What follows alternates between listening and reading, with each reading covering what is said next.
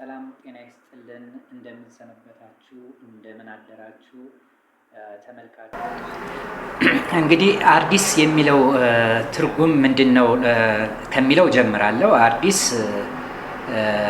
በነገራችን ላይ እመቤታችን ቅድስት ድንግል ማርያም ከልጇ እና ከፈጣሪዋ ከኢየሱስ ክርስቶስ ጋር ትልቅ ታምር የሰራችበት የቦታም ስም ነው አርዲስ ማለት።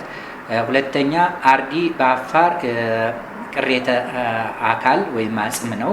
በአፋርኛ ቋንቋ ትርጉሙ መሪነት የሚለውን ያመለክታል። ሌላው አርዲስ የኤርሞን ተራራ ራስ ቅል ማለት ነው።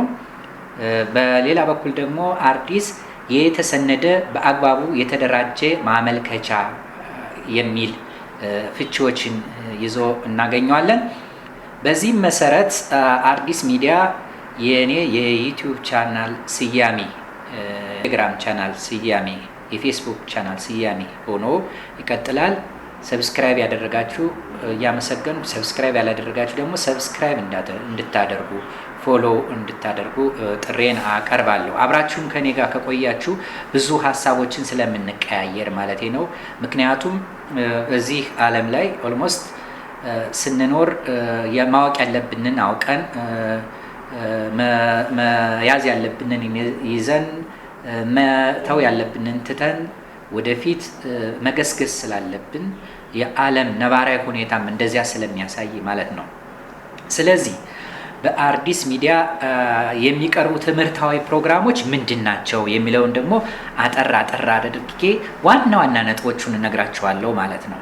ስለዚህ አንደኛ አርዲስ ሚዲያ በትምህርታዊ ፕሮግራሙ የሚያካትተው የአመራር ሳይንስን ከነባራዊው ዓለም ጋር በማገናኘት እናንተ ግንዛቤ የላችሁ ማለት ሳይሆን በዚህ ሳይንስ መሰረት እና ነባራዊ ዓለም እየተመራን ውጤት አምጥተናል፣ ተሳክቶልናል ወይስ አይደለም፣ እንዴት እናስተካክለው የሚለውን ነገር እንድትመለከቱ ነው።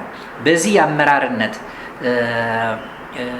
ማብራሪያዎች ወይም ገለጻዎች መሪ ማን ነው? ሁሉም ሰው መሪ መሆን ይችላል ወይ? መሪነት በመወለድ ነው ወይስ በተሰጥኦ ነው የሚገኘው? መሪ የሆነው መቼ ነው? የመሪነት መስፈርቶች ምንድን ናቸው? መልካም መሪዎችና ክፉ መሪዎች የት ይፈልቃሉ? እንዴትስ ይፈልቃሉ? ጠባያቸውስ ምንድን ነው? የሚሉትን ነገሮች በደንብ በዝርዝር እናይበታለን ማለት ነው። ከዚህም በመቀጠል የመሪዎች ስብዕናና ክህሎቶች፣ የአመራር ጊዜ አጠቃቀምና የውሳኔ ሰጭነት አገልግሎቶች ይዳሰሱበታል ማለት ነው። በዚህም መሰረት የአመራር ግልጸኝነት፣ አንድ አመራር ተቋምን ሲመራ ያለው ግልጸኝነትና የሚያጋጥሙት ተግዳሮቶች እስከነ መፍትሄዎቻቸው በዚህ የአመራርነት ዘይቤና ሳይንስ ላይ ፍንትው ብለው ይቀርባሉ። ሀሳብ አስተያየታችሁን ትሰጣላችሁ። እውቀት እንለዋወጣለን፣ ልምድ ሼር እናደርጋለን ማለት ነው። በሁለተኛ ደረጃ አርዲስ ሚዲያ የሚያተኩርበት የትኩረት መስክ ማኔጅመንት ነው። ማኔጅመንትና መሪነት ተመሳሳይነትና ነገር ግን ልዩነት፣ ተደጋጋፊነትና ተመጋጋቢነት ያላቸው ነገር ግን ልዩነት ያላቸው ጽንሰ ሀሳቦች መሆናቸው እንዳለ ሆኖ ማኔጅመንት ስንል ምን ማለታችን ነው? የትኛውን ነው የምንመራው? የትኛውን ስራ ነው ማኔጅ የምናደርገው የሚለውን ነገር እንረዳበታለን ማለት ነው። ማናጀርስ ማን ነው? ማኔጅ የሚያደርገው ማንን ነው ወይስ ምኑን ነው? እስኪ ምሳሌ የሚሆኑ ማናጀሮች እነማን ናቸው? ምሳሌ የሚሆኑ መሪዎች እነማን ናቸው? የማናጀርና የአመራር ልዩነትና አንድነት እንዴት ነው የሚለውን በስፋት እንተነትንበታለን ማለት ነው። ፕሮጀክቶችን እንዴት እንመራለን?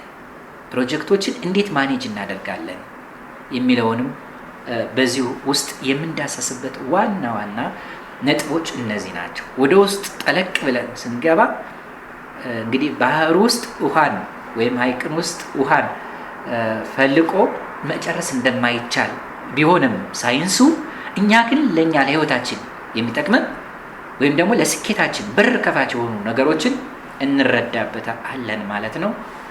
ይህንንም ትከታተላላችሁ፣ እኔም አቀርብላችኋለሁ፣ አስተያየታችሁን ትሰጣላችሁ። ከአስተያየታችሁ የተነሳን ደግሞ እንመማራለን ማለት ነው። በሶስተኛ ደረጃ አዲስ ሚዲያ ትኩረት ሰጥቶ የሚሰራው ትምህርታዊ ፕሮግራም የተግባቦት ሳይንስ ስንል ምን ማለታችን ነው? ወይም ኮሚኒኬሽን ስንል ምን ማለታችን ነው? ውጤታማ የተግባቦት ስልቶች ምንድን ናቸው? ኮሚኒኬተር ማን ነው? የግጭት ማስወገጃ ተግባቦቶች ምንድን ናቸው? ውሳኔ ሰጭነትና መግባባት ማለት ምን ማለት ነው? ለስራ መነሳሳትና መትጋት ስንል ምን ማለት ነው? ተግባቦት እንዴት የአንድን ድርጅት ተቋም ስትራቴጂና ፖሊሲ ሊያሳካ ይችላል? መንገዶቹ ምንድን ናቸው? ጥበቦቹ ምንድን ናቸው? የተግባቦት ባለሙያዎች ምን ጉዳዮችን ነው የሚያማክሩት?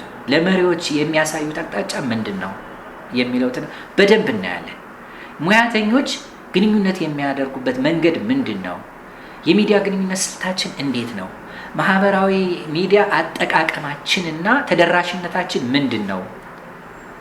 የተግባቦት ጥቅሞች ምንድን ናቸው? ህዝብ ግንኙነትና ሚዲያ ግንኙነት ስንል ምን ማለታችን ነው? ዲጂታል አድቨርታይዚንግ ወይም ዲጂታል ማርኬቲንግ ስንል ምን ማለታችን ነው?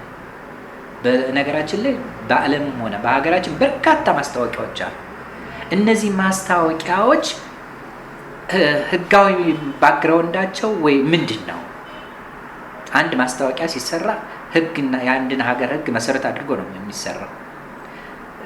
እነሱን ምሳሌ እያነሳን እንማማራለን ማለት ነው። ስለዚህ ከዚህ አኳያ ስነ ተግባቦት ለአንዲት ሀገር ህልውና እና እድገት ወሳኝ ምዕራፍ ነው።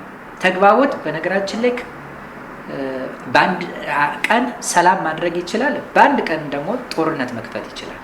የተግባቦት ክፍተት ጦርነት ይከፍታል። የተግባቦት ደግሞ መግባባት በአንድ ቀን ሰላምን ያመጣል ማለት ነው። ከዚህ አኳያ በርካታ ነገሮችን እንረዳለን፣ እንማማራለን ለማለት ፈልጌ ነው።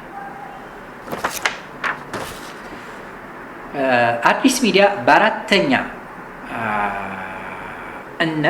በአራተኛነት አዲስ ሚዲያ በአራተኛነት ደረጃ ትምህርታዊ ፕሮግራም የምታዘጋጀው በሰላምና ዲሞክራሲ ጉዳይ ላይ ነው።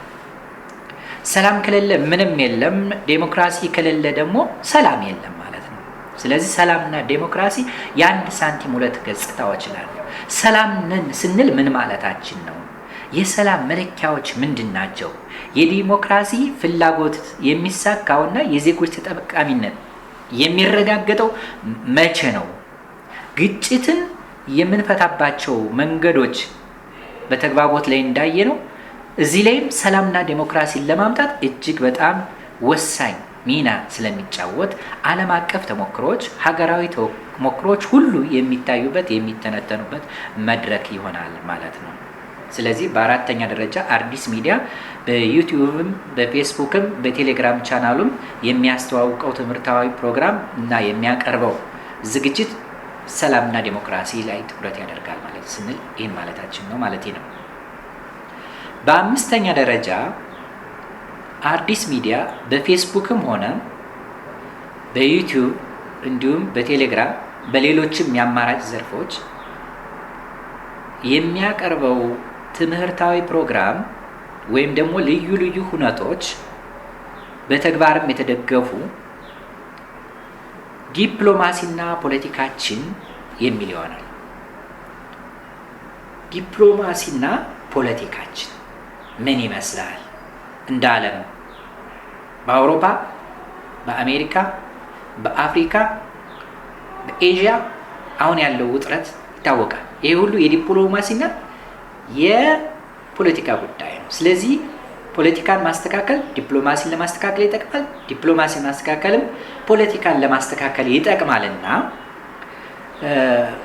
ፖለቲካዊ ሰዎች ስለ ፖለቲካና ፖለቲካዊ ፍልስፍና ምን አሉ?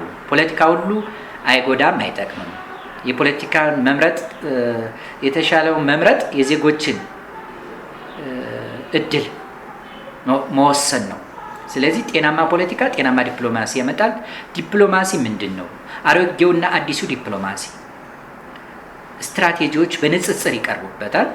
የዲፕሎማሲ አይነቶች፣ የዲፕሎማሲ ተግዳሮቶች የዲፕሎማሲ ሆድ ዕቃዎች ይተነተናሉ። ዲፕሎማሲ እና ፖለቲካና ዲፕሎማሲያችን እንዴት ሊያስተሳሰርና ሊያስተካክል ይችላል የሚለውን በደንብ እናያለን። የመጪው ዘመን ዲፕሎማሲ ምን ሊሆን ይችላል ብለን ደግሞ መላምት እናስቀምጣለን ማለት ነው።